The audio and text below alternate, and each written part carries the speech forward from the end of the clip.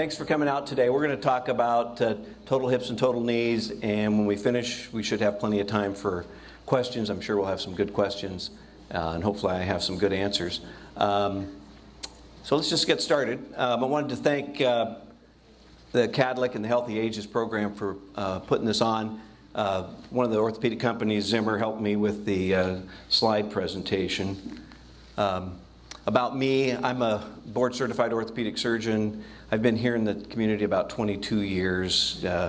Came down from Spokane when Dr. Zirkle called me and said, hey, would you like to come down here? So we moved the family down here. I did my training at Gonzaga and then Creighton for medical school. Was in the Navy and then Mayo Clinic for orthopedics, and then had to go back in the Navy to serve some time, and then I'm here.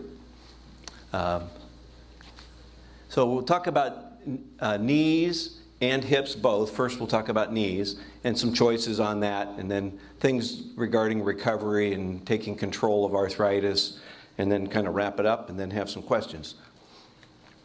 So what's an orthopedic surgeon? So it's a physician that has spent about 13 years training to the point where now you can go out and work, and maybe 15 years if you do an extra year or two of fellowship, which most orthopedic surgeons nowadays are doing an extra year of treatment. But we treat sports injuries, trauma, joint reconstructions and arthritis, and orthopedic spine problems, children's problems, hand problems. So orthopedics covers a good portion of the musculoskeletal system. Joint pain, I'm sure we all have some. I know I'm getting some myself.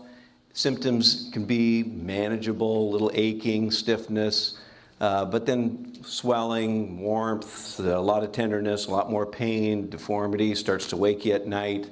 Can sometimes lead to depression and just the anxiety of how do you deal with the fact that my body can't do what I'd like it to do anymore. A lot of contributing factors to arthritis, from age, we all get it as we get older to some degree. Weight can be an additional factor to causing arthritis and to treating arthritis. Certain activities, of course, that we do over our years will contribute to maybe a joint wearing out, or maybe an abnormal injury that we had when we were younger that has led to arthritis when we get into our 50s, 60s, 70s, but that may have started back when we were 18 or 20. A lot of sports injuries, ACL injuries, are leading the baby boomers now to have a lot of arthritic problems. So when we talk about arthritis, mostly we're talking about osteoarthritis, which is wear and tear arthritis. There's about 100 different types of arthritis, but osteoarthritis is the most common, and there's a lot of factors go into that. From genetics to wear and tear injuries.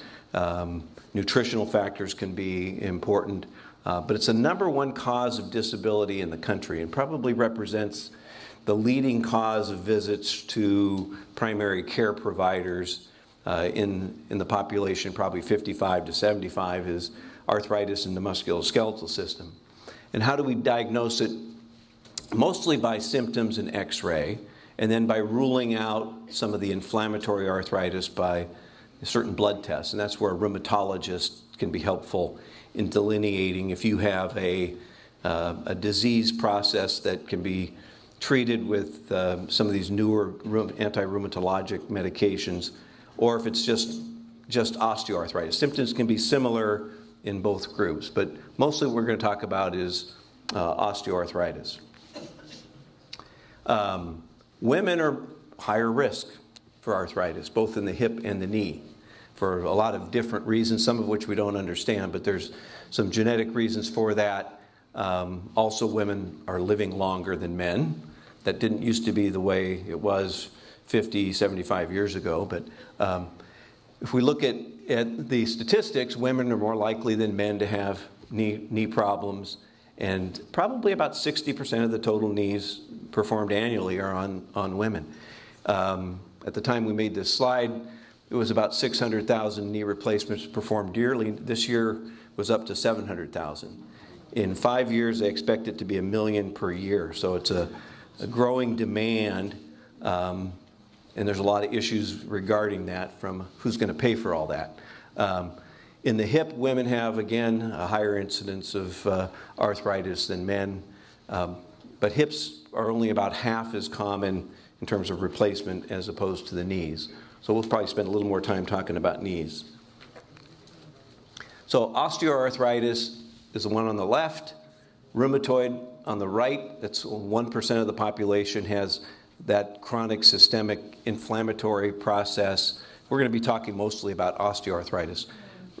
When I started my training, rheumatoid arthritis was a bigger part of joint replacement than it is now, but a lot of the newer medications have really pretty much eliminated a lot of the disabling, destructive rheumatoid arthritic joints. Talk a little bit about lifestyle, things that can be helpful to deal with arthritis. Weight loss is probably number one. In fact, that was a question on our orthopedic board exam. What's the most successful thing you can do non-operatively for hip and knee arthritis? And the answer, and there's a whole bunch of choices, but the answer was weight loss. Exercise, keeping the joints moving, the muscles strong, reduces pain. Ice, heat, things like that can be helpful. Physical therapy can be helpful if you really need structured instruction to get over an injury or to deal with arthritis. Temporary relief, things like Tylenol, ibuprofen, the things we talked about before. Then we get into things like injections. At the bottom we have disease modifiers, and that's mostly for the systemic inflammatory diseases, and we actually call them disease modification drugs, and they really have made a significant difference, but we don't have that kind of drug for osteoarthritis. So mostly we're dealing with temporary relief. We got lubrication injections, steroid injections, and if we get some time, maybe we'll talk about some of the things you might read about that aren't covered by any insurance companies, like stem cells and PRP and some of those things that may be treatments in the future. But basically, when our joints get worn out, we're disabled, we're going to be talking joint replacement.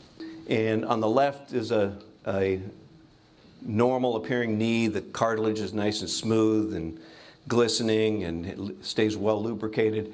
As the joints wear out, it doesn't lubricate anymore. It gets rough, it grinds, it aches. It starts sometimes to get a deformity, either a bow-legged deformity or a knock-knee deformity, and then it just becomes progressive. And that's where we need to talk about joint replacement as our solution. Our non-surgical treatments we've kind of covered a little bit. You can try shoe inserts. They haven't been really too much helpful, but you get to using a walker, a cane. Pretty soon you're going to be looking over here. Arthroscopy isn't really helpful in arthritis unless it is a lot of swelling and mechanical symptoms. Sometimes that can provide some relief for a couple of years, but usually if it's just an arthritic condition, the arthroscopy is not going to be of much benefit. Some of the biologics or lubrication injections, there's work going on using stem cells and some platelet-derived growth factors and some of those things. They're not really generally available on the market. They're not covered by your insurance company, but they're out there and you might read about it. Partial knee replacement. So we have a small percentage of people that maybe the knee just wears out in one spot. Makes sense, you just replace that one spot. So that might be the patellofemoral joint, might be the inside medial compartment of the knee. So we have partial replacements. They're a little easier to get over than a total. And then total knee replacement, probably most people when they get arthritis in their knee are going to need a total replacement. But there's a small percentage that might need a lesser procedure. They're a little less complicated, can be done as an outpatient, a little quicker recovery. So when do you consider surgery?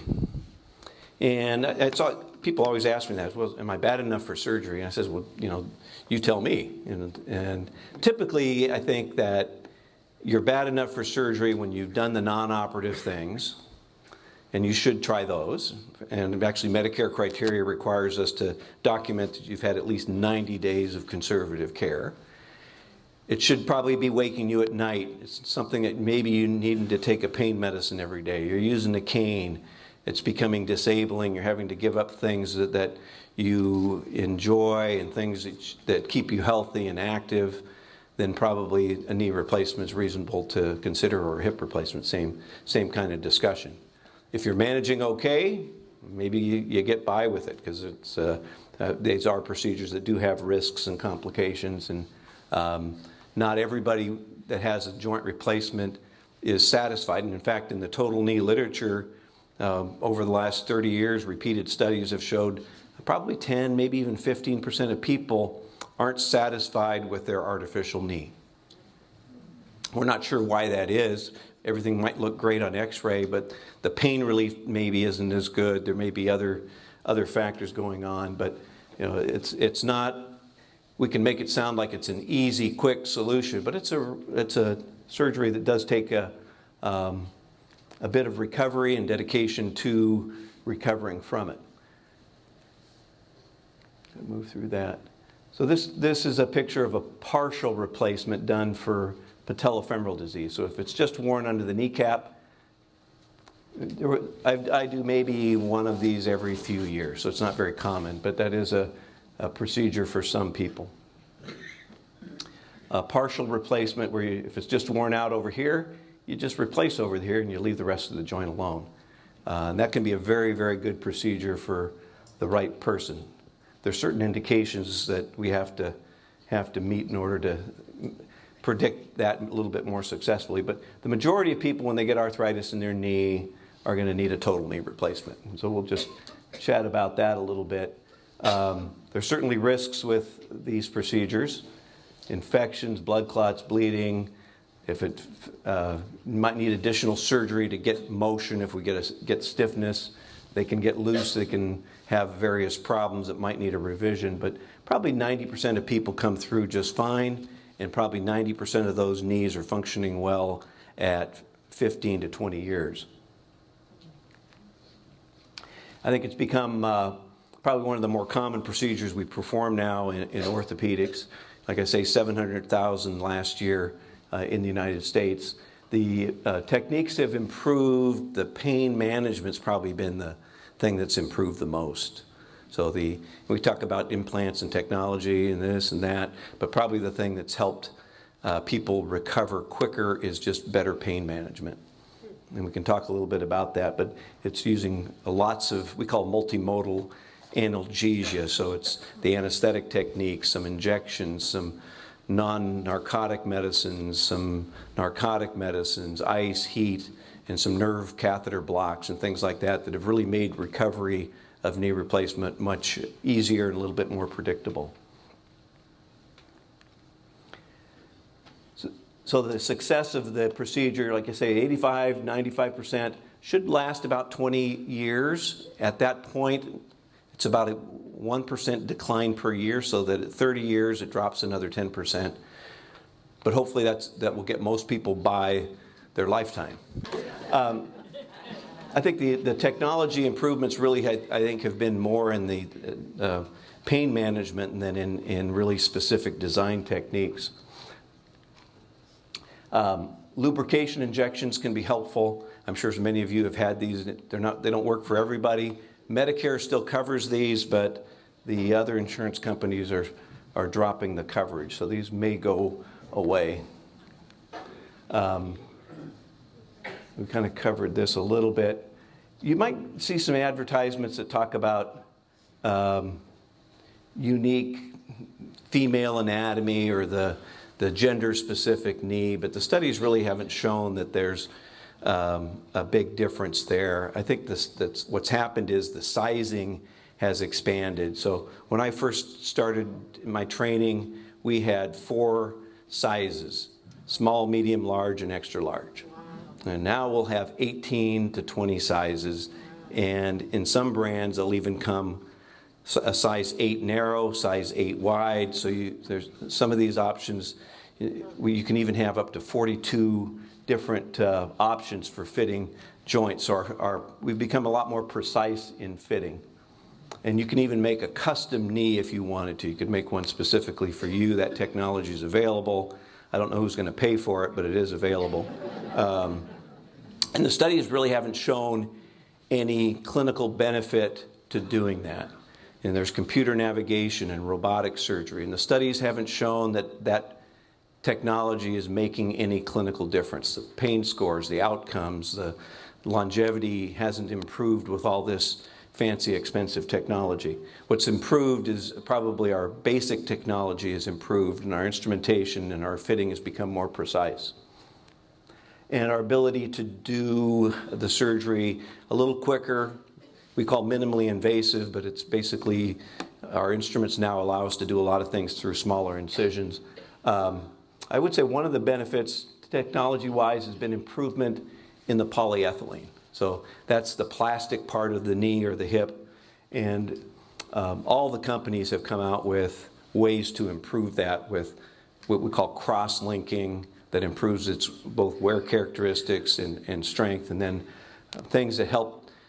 We all age, and we age because our body oxidizes. So how do you deal with that? Well, you put an antioxidant in these products. And so that's one of the things that's improved polyethylene. That's why antioxidants help people as well. So there are some other little technologies like here you can make instruments that are custom designed to your bone.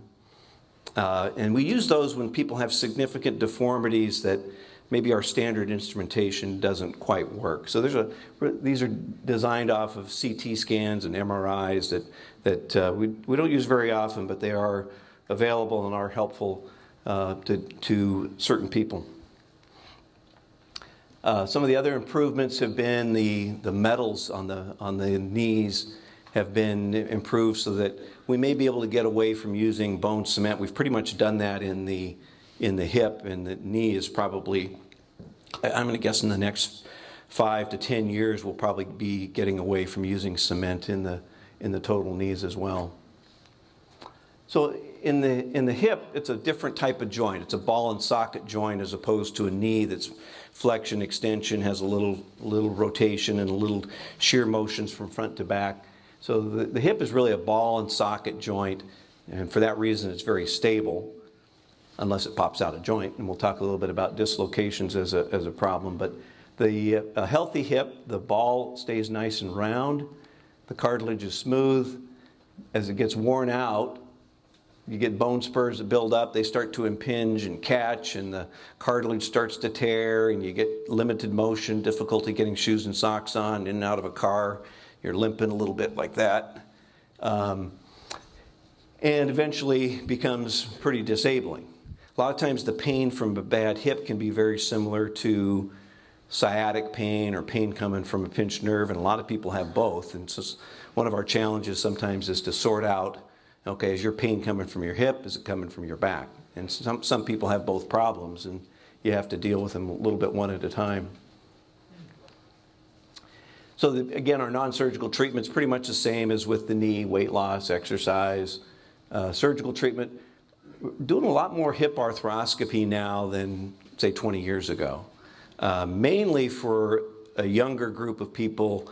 We think that we can identify a condition that we call impingement in the hip, that if we treat it early, we may be able to retard or prevent arthritis. And so they call some of this stuff hip preservation surgery.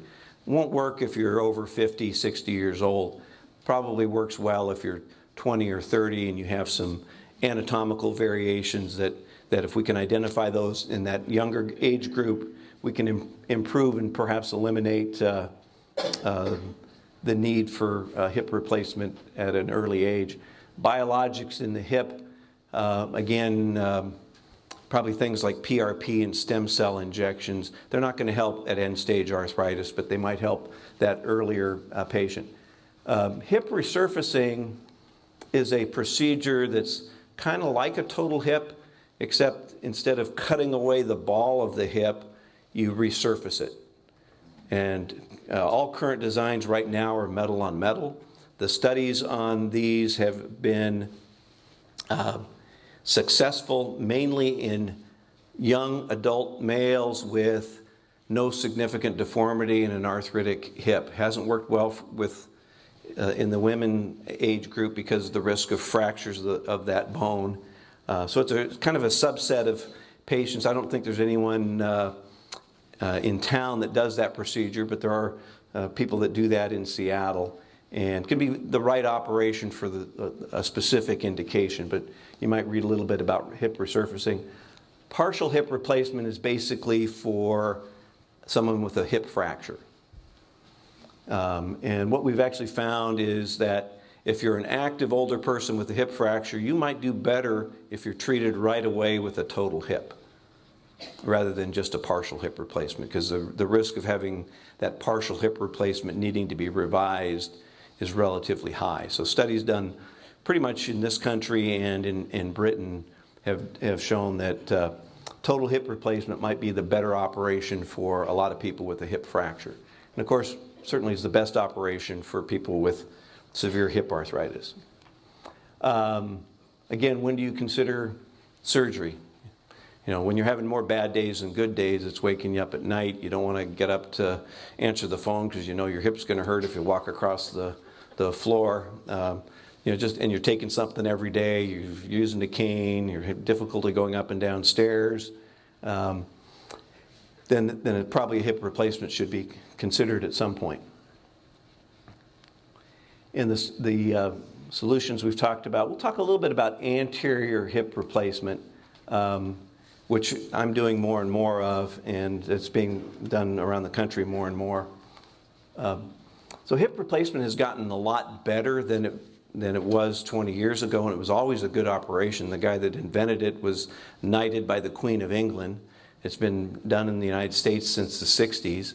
It's probably one of the best operations in orthopedics for pain relief, improving function, getting people back to work. And before we had hip replacement, it was really devastating to have people with a severely arthritic hip that really couldn't do anything. Again, the risks pretty much the same as with the knee replacement. Infections, blood clots, dislocations occur a little bit more in the hip, but fortunately are pretty rare. Maybe 1 or 2% of the hip population suffers a dislocation. But it's one of the best operations in orthopedics. This last year, over 300,000 were done in the United States. It should get people back to doing normal daily activities. Pretty much everything you want to do. It's not made to run marathons, and Bo Jackson couldn't play football on his artificial hip, but I think he tried and loosened it up pretty quickly. But it's designed to basically relieve pain, improve your function, and is one of the best operations that we have. How long do they last? Again, probably 90% should be functioning well at 20, 25 years. It takes a while to recover. Probably 3 months is a good time frame. Jack Nicholson had his hip replaced when he was on the senior golf tour. It actually took him 6 months to get back to his full activity. So, this isn't something that in 2 weeks you're back doing everything. It takes a little bit of time to recover. But it has gotten quicker. When I started my training, probably 10 to 14 days in the hospital.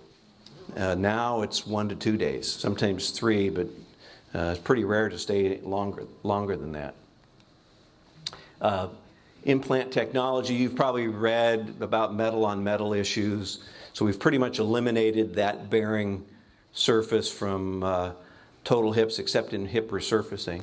And that's because of the unpredictability of metal ion reactions in the population. A small group of people would react to it, maybe 10, 15%, but you couldn't predict who was going to have a problem from the metal ions. And so we've pretty much gone away from metal on metal. And most of the hips now are pretty much ceramic on plastic. We think that's probably the best bearing because the polyethylene, the plastic part of that, has been significantly improved. The ceramic decreases the wear a little bit more than the metal, and I think we're going to probably see a huge reduction in the need for revisions due to the artificial hip joint wearing out. On the parts that go into the bone, there's a lot of new metals. These new porous titanium metals and there's going to be a new group of those coming out in the next few years have really eliminated the need for using any bone cement in the artificial hip. We do cement occasionally, and it can be a very good operation in the right person whose bone maybe needs that, but most of our components in the hip are going to be cementless. Occasionally we might cement one side and not have to on the other side, but pretty much have gotten away from using bone cement. The bearing surfaces, again, this is ceramic. Most of the stuff we're putting in now is ceramic on highly cross-linked polyethylene, and the metals in the hips have improved.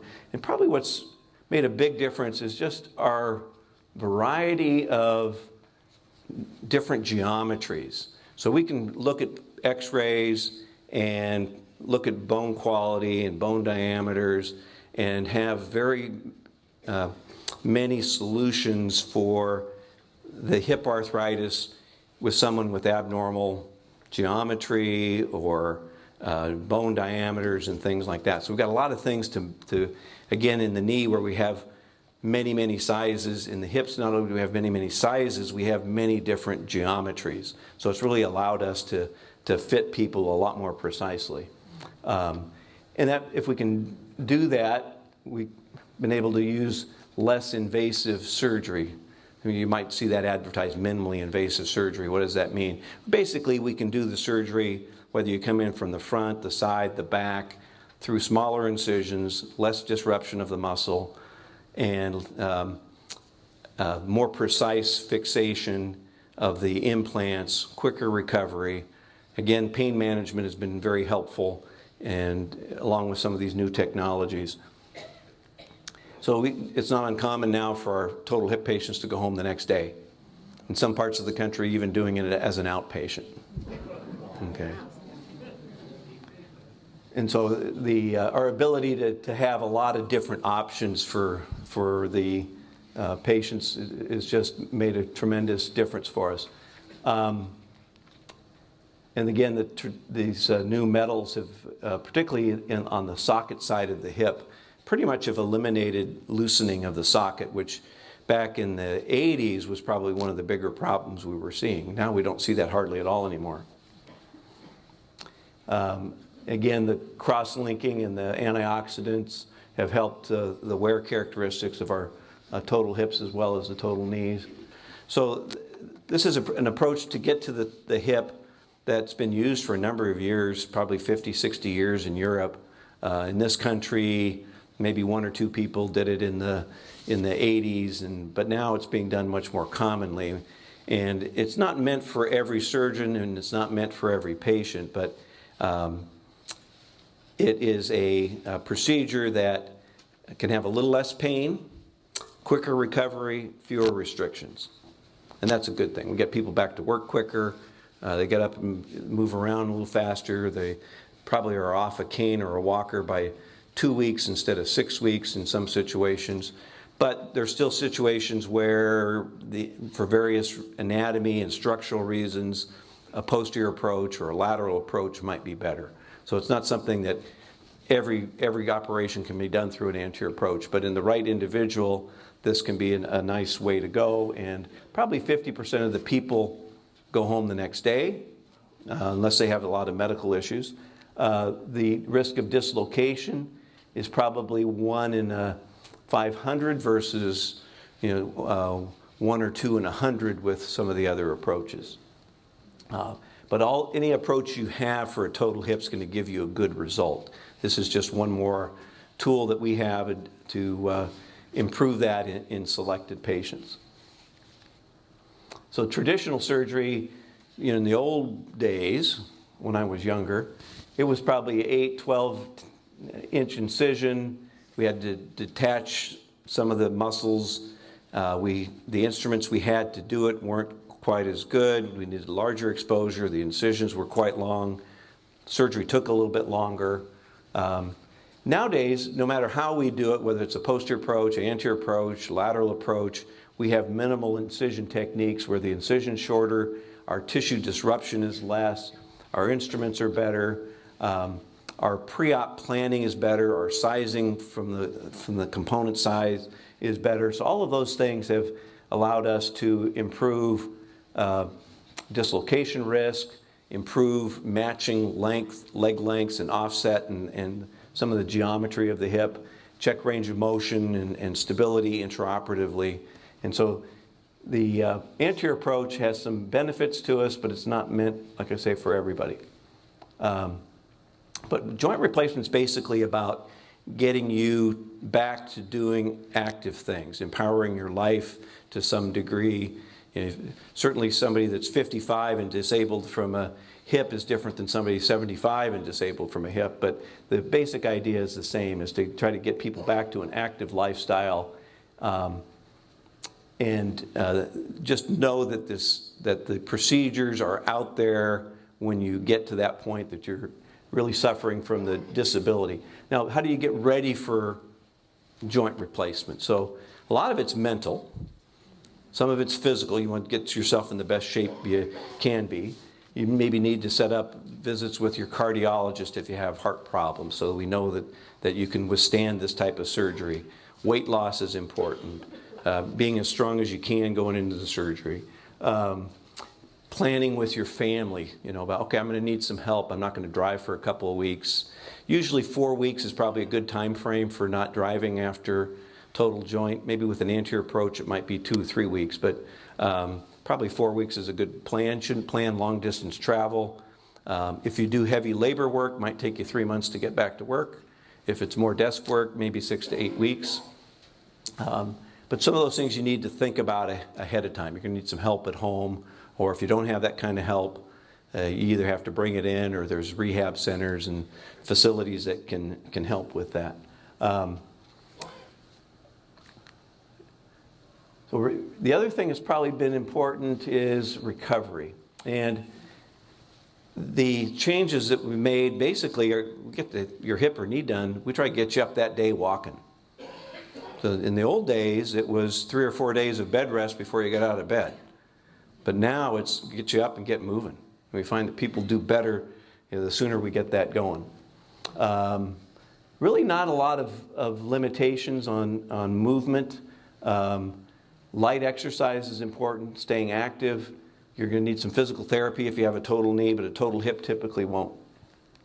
We talked a little bit about some of these risks with surgery. We'll skip through that so we can get some questions. Tips for caregivers. Basically, if you're going to be the caregiver for someone who's undergoing a total hip or knee, I think that's gotten a lot easier. I think, one, there's a lot of agencies that can help you, but two, the surgery's gotten better so that people need less help. The other is you're better prepared going into it, so you need less help. And a lot of it's just changing your expectations. If you're getting around on a bad, painful, deformed knee or hip, you get your new hip done with, I think, some of the new techniques. A lot of people are better off within a few days than they were before. All right, so let's spend some time just asking questions. We'll go start here. So when do you determine the size that you're going to put in? So the quick answer is we do that intraoperatively. Okay.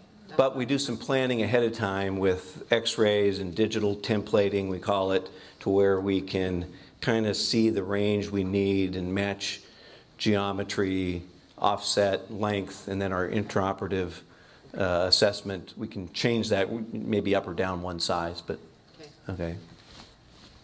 Would you please say a few words about dietary supplements? Okay. Dr. Stanley, will you repeat the question? So the question is about dietary supplements. And I think they can be helpful. They're not predictable. So they help some people, not others. We don't know exactly why. I think that good nutrition can be helpful for arthritis. There are a number of them out there. And there's studies that show that people that keep their lipids down and take fish oil and things like that have less arthritis. They don't eliminate arthritis, but I think that the dietary supplements can be helpful. Good nutrition can be helpful in managing arthritis. At what age age do you suggest stem cell to be stopped or started? For arthritis? I don't know. So the question is, at what age would you do stem cell treatment for arthritis? And I don't think we have enough science yet behind it. There's some evidence that stem cells can be helpful in mild early arthritis, but when it's severe arthritis, it ain't going to help you. It's a waste of your money.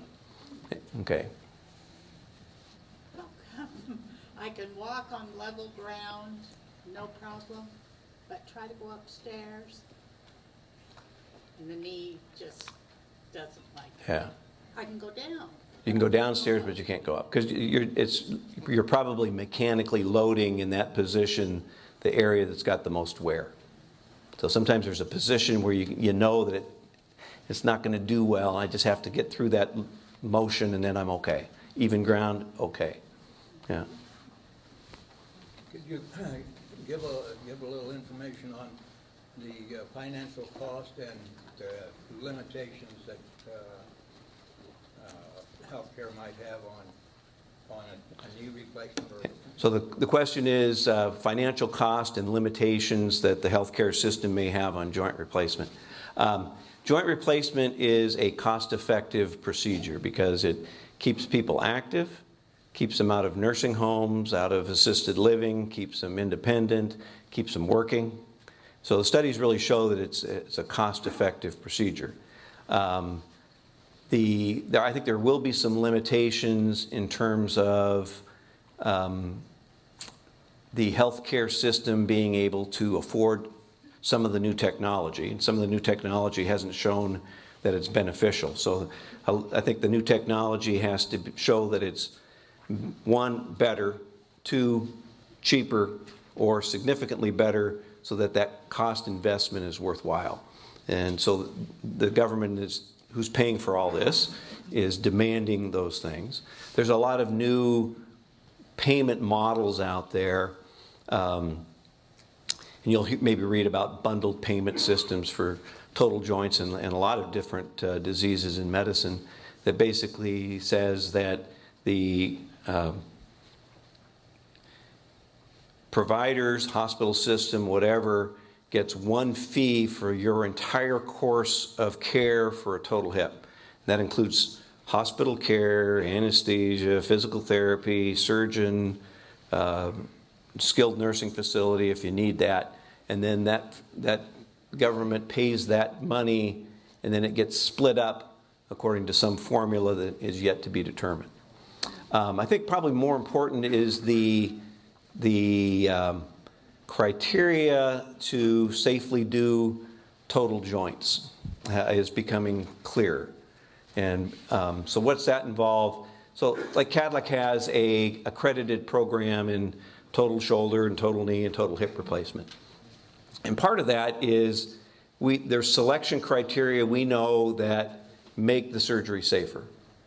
And there are things that your diabetes got to be under control, weight's got to be under control, BMI is under 40. If you smoke, you got to quit smoking 30 days before your joint replacement. You've got to have a cardiac evaluation if you got cardiac disease. Some of those things, they're things that make the surgery safer. And what you may not know is that if in the Medicare population now, if you had a total hip and it got infected, the hospital has to eat the cost of the treatment for that infection or fracture or dislocation or whatever complication you have. So the hospital has to eat the cost of the complication you might have. And if you're someone that has more risks and you bring those risks to the hospital, they're going to say, we don't want to take that risk because it might cost us money because of this new payment system. But they will say, let's correct that risk. If you're overweight, we're going to get your weight down to where your surgery is safer. If you smoke, you're going to quit smoking before you have that surgery. If your diabetes isn't controlled, we got to get that controlled before we can schedule your surgery. There are things you want to do, but what's behind it is this new payment scheme and new, I guess, risk avoidance by the hospital because they're stuck with the bill if you have a problem. Over here. Yeah. Do other countries have technology comparable to ours because you do read about, you know, India or other Sure. places that are much cheaper. They provide a wonderful hotel during recuperation. Yeah. I'm sure everyone here has probably seen the Best Exotic Marigold Hotel. Sure. Yeah. And Maggie Smith. So the question is basically about medical tourism. So can we get a total hip done in Colombia, India, Thailand, Vietnam, cheaper and as good?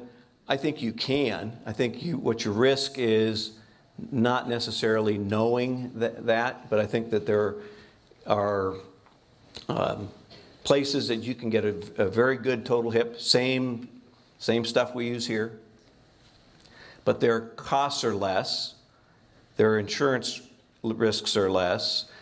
All these things have decreased the cost so that you can fly over there, get your surgery done, and come stay there for 2 weeks in a hotel with a private nurse, and it's probably cheaper than here, particularly if you're paying out of pocket. But I don't think that Medicare has a plan where they say you can go do that, and we're going to send our Medicare payment to India. Okay. So our goal here is to try to make our surgery cheaper, better quality. As we go forward, I think we can do both. We can be cost effective and have better quality. And that's kind of the goal of a lot of this medical reformation that's going on, is how can we improve quality and make it cheaper at the same time. Back there. Is it normal when you have a total knee operation that your one leg is longer than the other? Yeah, if you have a short leg that's contracted and bowed, you straighten that out. Take something that's bowed and straighten it out. It's longer. So in a knee, that's typically the case, is that when we correct that deformity, it corrects the bow and will make it a little longer. You're replacing the joint that's worn out. And so when you do that, you're going to make that space a little bigger, back to where it should have been. But typically in a knee, we usually don't see too much lengthening other than correcting that deformity. In the hip, it can be a little different. Right here? I have a knee question. I fell last year and I fell on both of my knees, and one of them I cracked the kneecap. And I had to stay off of for healing because you don't do no surgery for kneecaps.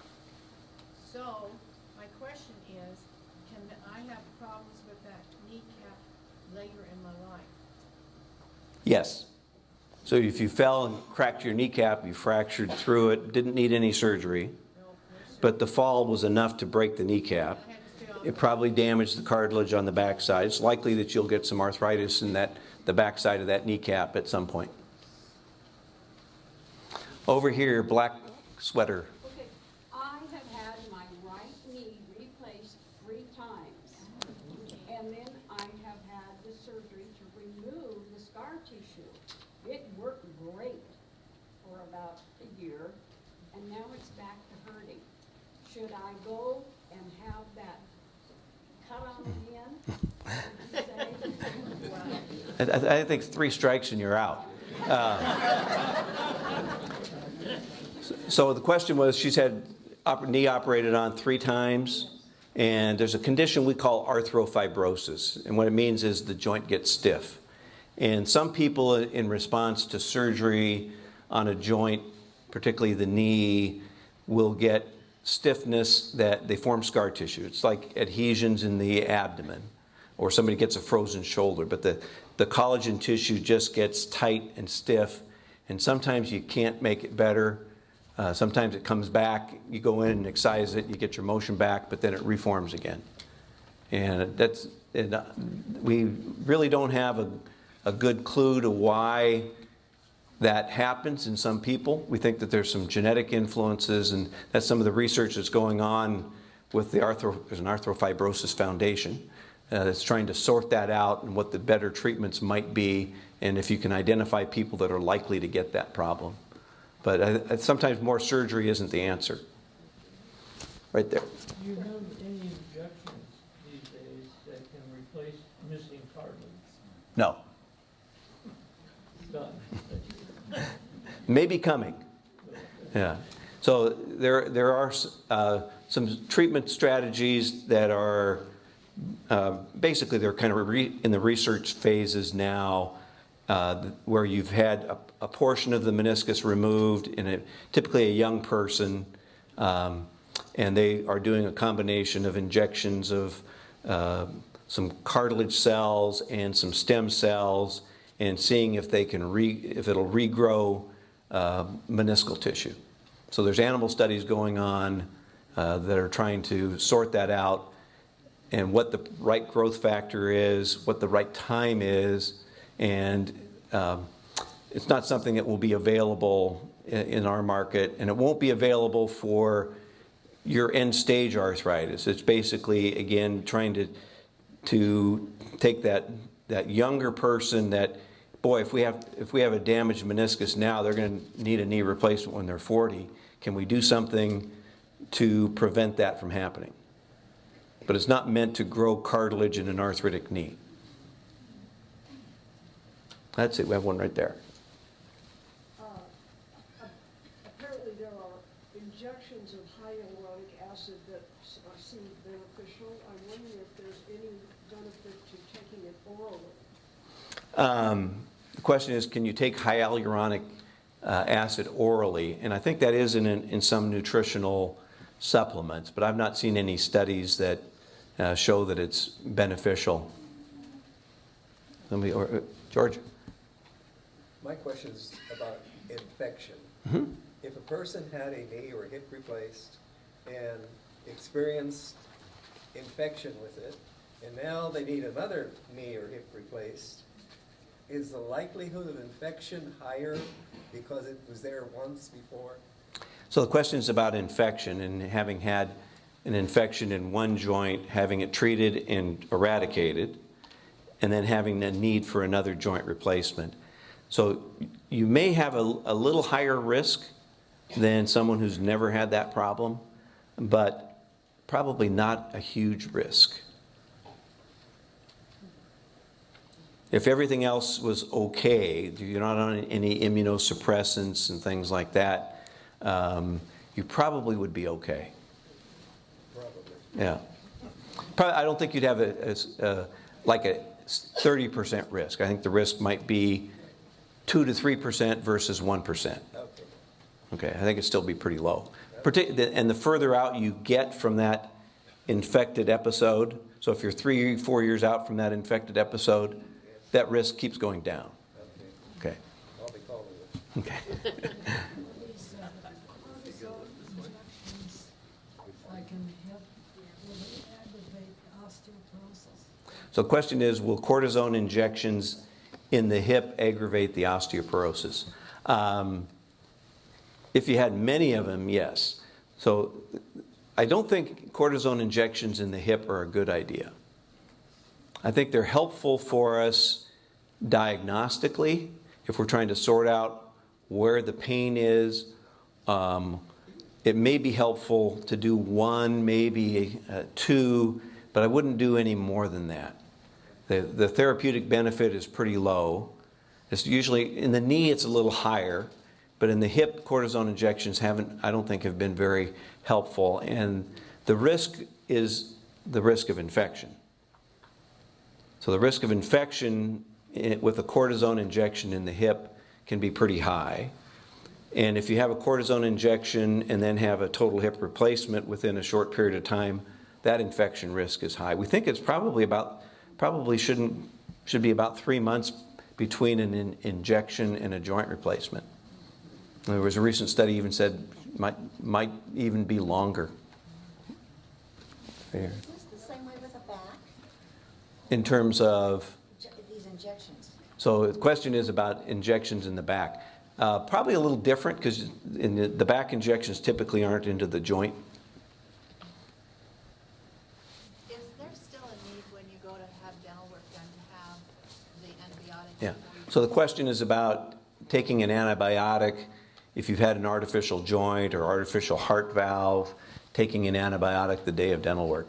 And it's been a bit controversial. I think the studies in our orthopedic literature would suggest that you should do it for the first 2 years after joint replacement.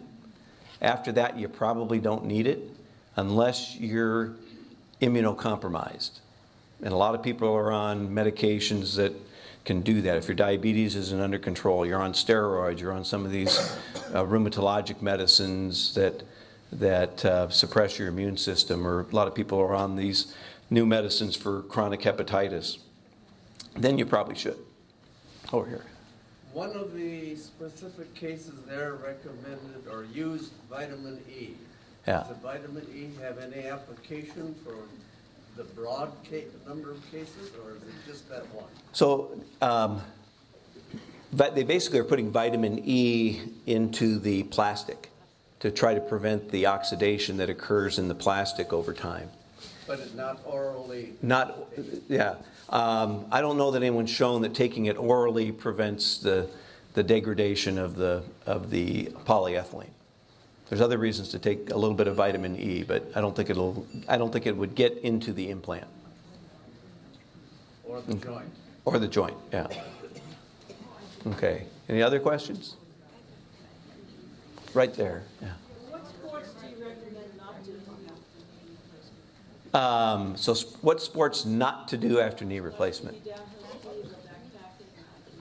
I do have patients that downhill ski, backpack, and now I don't recommend doing the bumps and deep powder, and stay away from icy spots at Jackson Hole.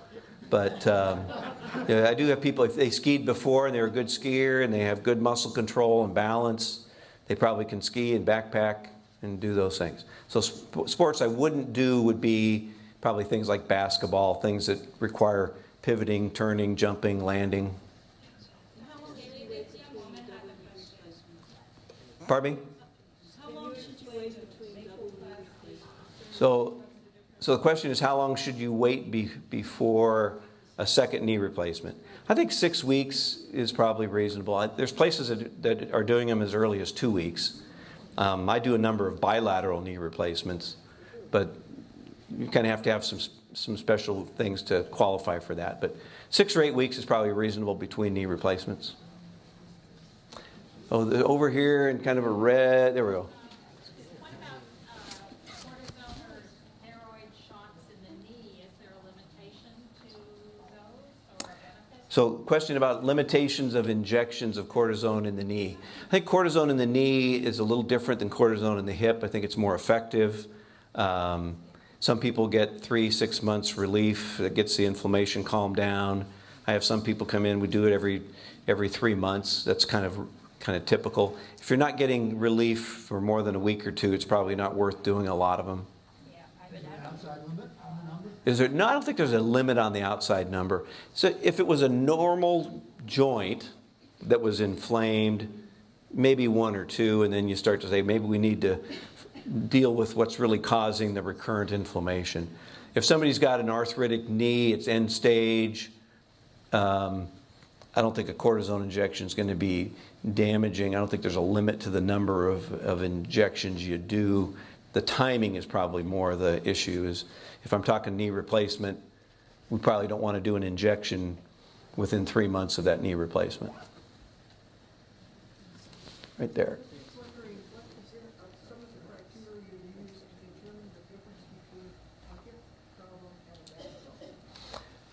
So how do you determine the difference between a hip problem and a back problem? Yeah, and a lot of people have both. I saw one earlier this morning that had both. So a lot of it's on physical exam and history. So typically people with a bad hip, they've noticed difficulty getting shoes and socks on. They can't get the hip up. It's getting tougher to get that hip up to do that. They're having to sit down to do that or get some help, because they're losing motion in the hip. They have difficulty getting in and out of a car. The pain from an arthritic hip typically is more groin, maybe a little bit in the buttock and the side of the hip, a little bit down the anterior thigh, that pattern of pain associated with that limited motion, and then you kind of confirm that on exam, and you say, you know, the problem is an arthritic hip. And then an x-ray, of course, helps. But then for the back stuff, it's kind of like, boy, that pain sounds like nerve pain. Your hip motion's good. The pain pattern's a little different than the arthritic pain. But some people have both, and sometimes you have to sort that out and say which one's causing the problem. And that's where a cortisone injection in the hip can be helpful. If you inject the hip and people say, boy, that took 80% of my pain away, I still have this little sciatic pain, then we know that the hip is the major cause. Or vice versa, they get the back injection and they say, boy, the back injection helped me, then it tells me that maybe the nerve is the bigger problem. So sometimes we'll have to work with both a spine surgeon as well as a joint surgeon in sorting that out. Way back there. How often do you use cadaver parts and do they work? So we don't use bone graft, basically, from our bone bank, which is donated tissue. So don't use it very much in total joints. We use it mainly in revision situations if somebody's had loosening of a component and we need to rebuild bone. In total knees, not very often. Total hips, we do mainly in the revision situation. We use some of the soft tissue grafts for like doing ACL reconstructions and things like that. But we do have a bone bank over here to where we have that material that we use. Sometimes we'll do it in a complex revision or somebody that gets a fracture after a total hip or total knee and we need to rebuild the bone around that. One of the things that we have found is that your total joint will last longer if you keep your bone around it healthier. And so there's some new technology actually coming out to try to incorporate some of these bone-producing substances, like we put vitamin E in the polyethylene. Can we put vitamin D or some other product in the implant to keep the bone around the implant healthy? But for right now, it's basically preventing osteoporosis, calcium, vitamin D, exercise. We do find that you keep your bone healthy, the joint will stay better. Keep your bone healthy, your teeth stay better too. So the question is about fell, broke a hip, and struggling to recover from that. You think the rehab damaged you? Okay. I don't know. I don't know that I could. I don't know if I could comment on that, but it takes a long. People after a hip fracture can be a devastating injury. It can take a year to improve, and probably a third of people with a hip fracture never get back to their pre-fracture walking ability. So you don't want to break your hip.